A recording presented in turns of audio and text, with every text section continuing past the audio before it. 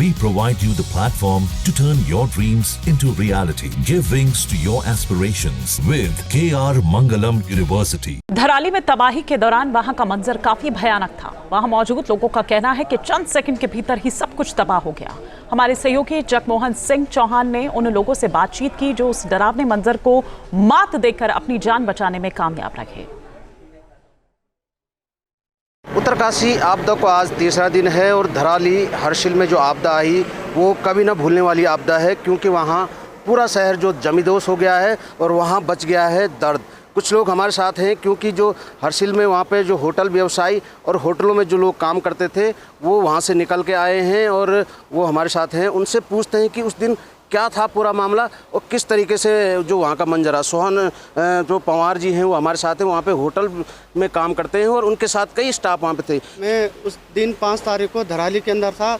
1:25 पे हम 10-12 लड़के स्टाफ वहाँ पे थे। होटल शिव कृपा में था और शिवालिक होटल था, वहाँ पे एक गंगा एंड सन होटल था जिससे हम 10-12 लड़के स्टाफ थे वहाँ पे। एक्चुअली में हल्की हल्की बारिश होने के कारण हमें पता नहीं था कि इतने खतरनाक भी हो सकते हैं बादल फटना। ये कभी सोचा भी नहीं था हमने, क्योंकि हमारे भी हम 10-12 लड़के जो थे एक होटल पे बाहर खाना खाने के लिए पहले हम बैठे थे। उसके बाद हम बोले चलो यार खाना खाते हैं। फिर हम गांव में एक मेला था, मेले के लिए हम सब लोग जो भी वहाँ पे धराली के स्टाफ होटल वाले दुकान वाले उन्होंने अपने शटर बंद करके खाना खाने के लिए अपने अपने घर चले गए थे। अचानक ही सीटी बजने के कारण हमने सोचा कि मंदिर वाले सीटी मार रहे होंगे कि नाचने के लिए, कि उसी चक्कर अचानक सेकंड भी नहीं बचा कि जो भी हमारे 10-12 स्टाफ में से दो जो गंगा एंड सन होटल में जो 2 स्टाफ धोतरी के थे, 2 लड़के 3 थे, वो 2 उनके छोटे भाई, बड़ा वाला भाई भी हमारे साथ भाग गया और वो 2 भाई उसी दलदले में बह गया। और अब भागते भागते कुछ तो हमने बचा दिया, कुछ फिर हम मिट्टी में भागते भागते हम गंगोत्री यहाँ हर्षिल की तरफ भागते भागते कुछ 10-12 लड़के तो उसी समय बह गए थे, बाकी कुछ हमने बचा दिए। एक बंदा भी मिट्टी में से हमने निकाला था। और बाकी सर एक्चुअली वहाँ मेले के चक्कर नहीं होता तो बहुत बुरी घटना हो जाती थी वहाँ पे, क्योंकि मेले के लिए लोग खाना खाने के लिए खा के मेले के लिए जा रहे थे। उस टाइम इतनी भयानक हो गई कि लोग कुछ आग्यारी के लिए चले गए, कुछ गंगोत्री के लिए चले गए, कुछ हर्षिल के लिए चले गए, कुछ लोग मुखवा के लिए भाग गए।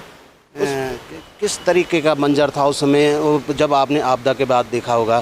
कैसे लोग क्या कह रहे थे और क्या स्थिति थी वहाँ पे? स्थिति सर वहाँ पे बहुत खतरनाक स्थिति थी। मैंने कभी ज़िंदगी में ऐसी स्थिति नहीं देखी। गोली की मार भी बहुत कम थी, गोली से भी बहुत स्पीड में जो होटल शिवालिक गिरा उसी के जस्ट बगल में हम थे। जब होटल शिवालिक गिरा उसी के बाहर हम 10-12 लड़के थे।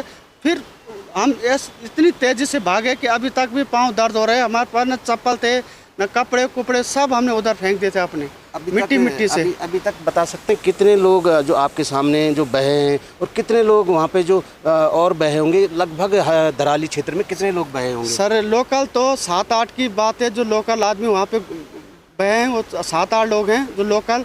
बाकी नेपाली बिहारी कम से कम 50-60 से ऊपर वहाँ पे ये हो रखी है, हत्या हो रखी है लोगों की।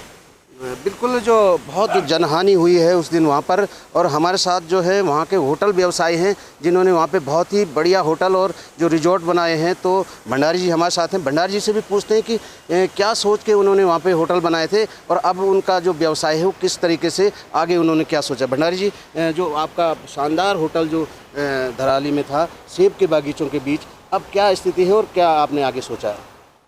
जी सर, मैं पहले सभी लोगों को प्रणाम करता हूं और दुख की घड़ी में जो हमारे साथी वहां पे हमसे बिछड़ गए हैं उनकी पुण्य आत्मा के लिए भगवान से प्रार्थना करता हूं। मेरा वहां पे 9 एप्पल रिजॉर्ट था, जो कि मतलब पुल के बगल में ही स्थित था। 9 कमरों का रिजॉर्ट था और पहला जो मलबा आया उसमें हम लोग बच गए थे। और मार्केट में जैसे अभी भाई ने बताया आसपास लगभग सभी कुछ ख़त्म हो चुका था। उस बीच में मेरे अपने साथियों से बात हुई जो होटल में काम करते हैं। 3 स्टाफ, तीनों धनारी के रहने वाले हैं और तीनों सुरक्षित हैं। तो वीडियो कॉल पे बात हुई थी तो उनको मैंने तुरंत मुखबा जाने का निर्देश दिया कि आप तुरंत वहाँ पे शिफ्ट हो जाइए, मलबा कभी भी आ सकता है। और शाम के 6 बजे तक जब तक वहाँ पे नेटवर्क था तब तक मेरा होटल बचा था। बट कल मुझे पता लगा कि वहाँ पे रात को फिर फ्लड आया। मलबा मतलब 5 से 6 बार लगातार मलबा आने के कारण वहाँ कुछ भी नहीं बचा। पूरा एकदम मतलब बंजर, वीरान और शमशान टाइप का बना हुआ है। आपका कितना नुकसान हुआ और टोटल नुकसान कितना हो सकता है हर्षिल घाटी या फिर मुखबा धराली की बात हम करें? जी, इसमें आप ये मान के चलिए कम से कम 25 से ज़्यादा होम स्टे, होटल, रिजॉर्ट, मंदिर सहित सब कुछ ख़त्म हो चुका है। और मतलब वहाँ पे जो भी कर्मचारी रहा होगा, ऑफ सीज़न था पर फिर भी होटल की रेख देख के लिए 1 से 2 लोग सब नहीं रखे हुए थे।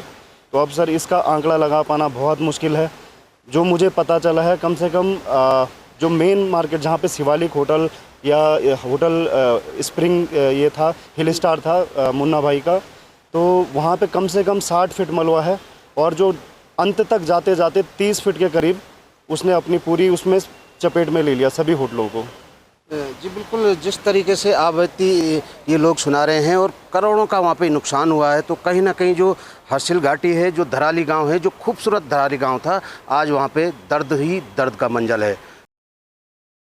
जहाँ भक्ति है हर शब्द में, कथाओं में छुपे हैं दिव्य रहस्य और ज्योतिष देता है जीवन को दिशा। धर्म से जुड़ी हर बातों को जानने के लिए हमारे चैनल स्तुति को सब्सक्राइब करें। चैनल पर जाने के लिए इस लिंक पर क्लिक करें।